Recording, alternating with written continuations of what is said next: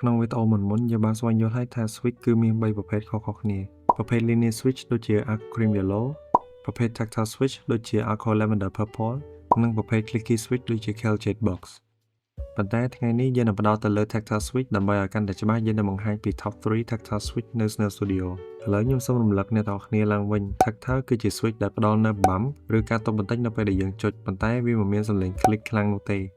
switch ដំបូងគេនៅក្នុងបញ្ជីរបស់យើងគឺ Arco Creamy Blue Pro វាពិតជាពេញនិយមខ្លាំងព្រោះតម្លៃសមរម្យហើយផ្ដល់នូវសំឡេងបែប high pitch ឬ marbly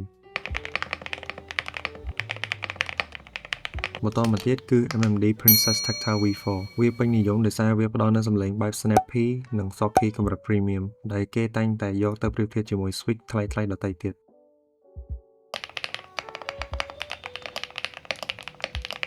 ហើយចុងក្រោយគេគឺ Arco Lavender Purple Pro វាពេញនិយមដោយសារវាផ្ដល់នូវបទពិសោធន៍ចុចបែប crispy និង snappy ក្នុងតម្លៃមួយដែលសមរម្យបំផុត